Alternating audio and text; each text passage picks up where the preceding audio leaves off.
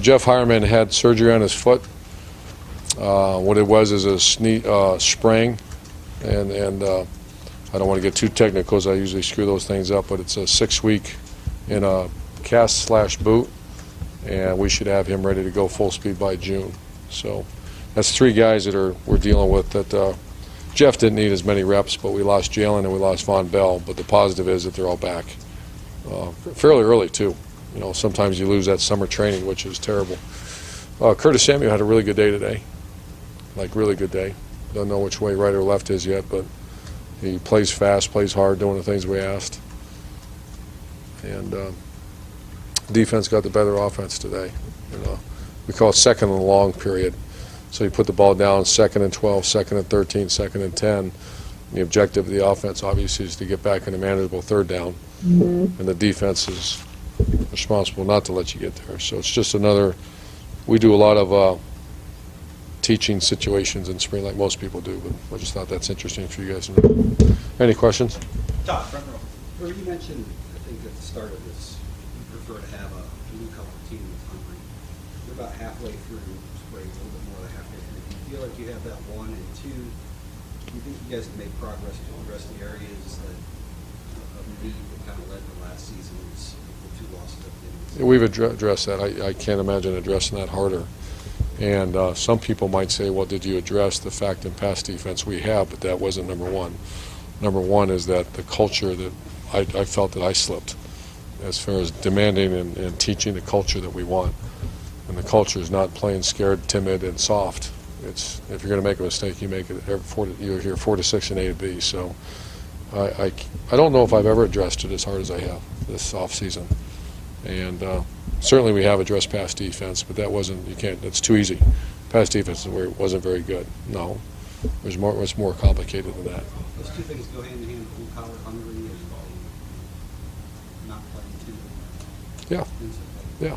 It's very hard to get all 3 in one football team. That's where there's very few great teams. There's a bunch of good teams, but great teams have those characteristics. I've had a couple. I've been around a couple of those teams. Since we saw you last, I guess the big news in college football in terms of the Northwestern case. What are your thoughts on that? Do you kind of feel like student athletes are employees? I don't feel that at all. What I do feel is that I've always been a pro student. You know, students should get more than what they get. It gets so complicated though, and I'm so focused on our team. I have not. I read a little bit of it. I watched it when it comes on, but to say I've immersed myself in that situation, I haven't. But I've always been, you know, things like students, athletes, parents should come on visits, and they shouldn't have to pay for it. They should get a stipend. You know, there should not be but to say that they can go out and get their own shoe contracts or those kind of things, you know, I start hearing that, I'm like, well, what would that do for this great sport? And really, what would that do for college athletics as a whole? So I don't know a whole lot, and I imagine after spring I'll hear more. I know one of the things, the NCAA rule, so the 20-hour rule, which everyone I've ever talked to says that's unrealistic. I mean, how unrealistic is that, 20 hours? I think it's a great rule. What do you mean? I mean, they're only allowed to be mandated to put 20 hours into it. Right. But realistically, that's not enough. Yeah, the mandated means with us. A quarterback can't play college football at a high level with 20 hours per week, but he's got to do it on his own. I think it's a great rule. I think, you know, but that means that's why they have iPads. That's why they, you know, kids can decide, players just like coaches can decide to be great. If they're watching the hour clock, you know, if they're punching their clock and saying, I'm done 20 hours, then you probably got a pretty average player there. But I think, you know, the coaches are, you know, they created that rule.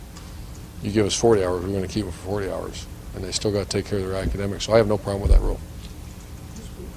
The mid-foot sprain, a lot of times that's a Liz Frank. Is that It's not. It's in that area, but Liz Frank does this, and it's not. But it's in that area. Far left, Matt.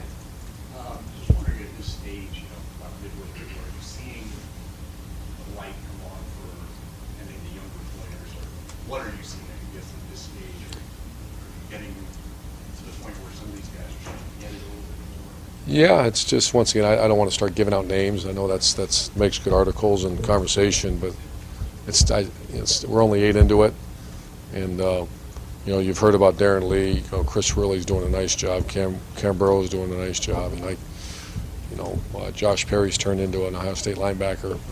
He's not quite there yet. The offense line I'm concerned about. You know, I keep looking for Mewhort, Lindsley, and Hall and Norwell, and they're not out there anymore. And then you have Braxton Hireman out, so it's a depleted offense right now. I guess So. quarterback-wise, the guys that were getting there. Yeah, they were. I mean, he got me on a bad day because Cardell was bad today, and when I say bad, real bad.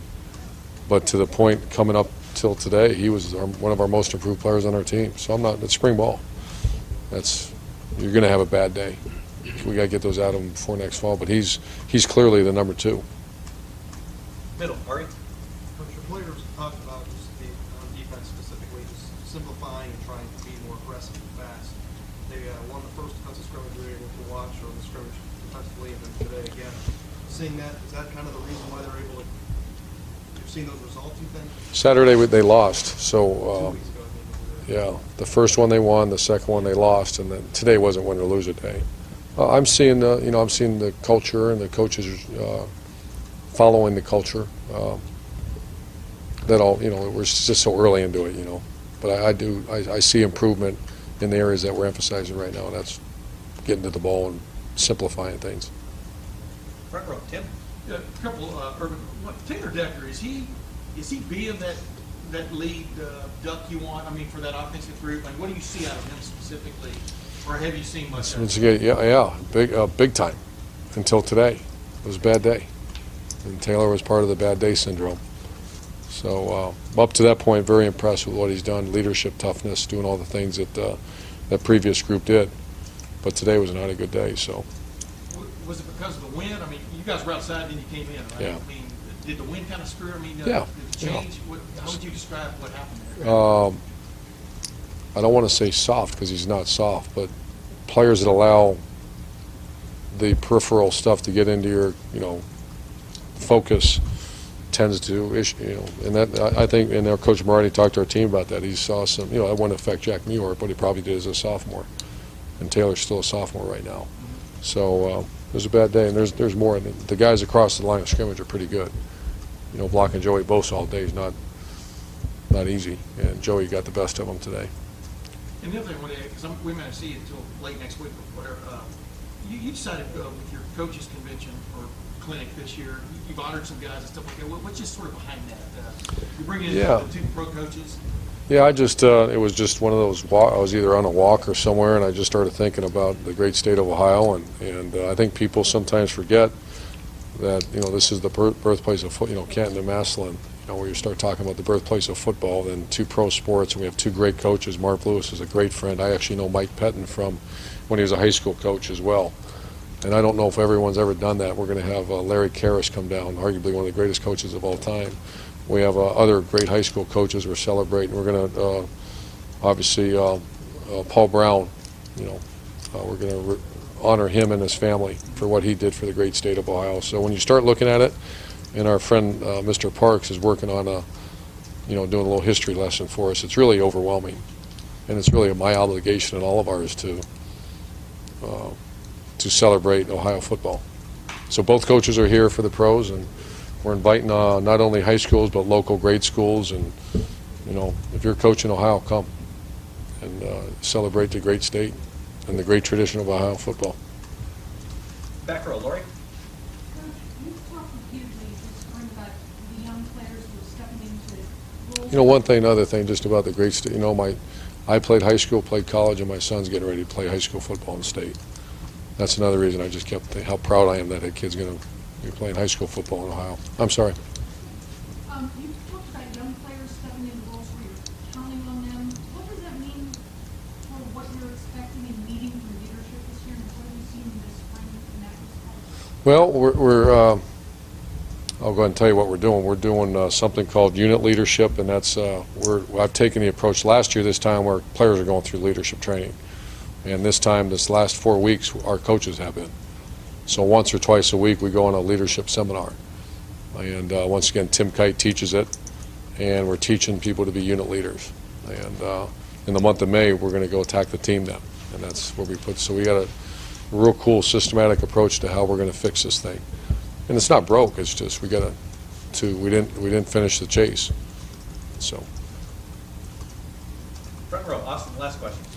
Urban, when you mentioned those injuries at the top, does it seem like that number is high for spring, or is it just maybe the nature that the starter at tight end, the starter at safety, just? No, I'm just because I've talked to a lot of my colleagues, and I'm glad it's not a bad one. Right now we're good. I think Von Bell and I think Jalen's the one because he was really making a move, and he got hurt. He's making a move in a classroom, and just the typical freshman looks like it left his system, and then to see him grab his ankle or whatever. What would he do? Jalen had a knee. Oh, cartilage. That's right. He had a scope knee, and the same with Von Bell. That's Jeff's going to be fine. I think it's probably right about what normal school, the normal number of injuries. Last week you mentioned that tight end was one of the positions that the deepest, most competitive. So that Not now. Not now. You weren't in a position to absorb that loss even for a little bit. No, Nick Vinette's done very well. One of our most improved players, and Marcus Ball actually has had some good days. Today not being one of them. So bad day. Was it today Tuesday? Bad day Tuesday. Got to make sure there's no bad day Thursday. All right, guys. Thank you.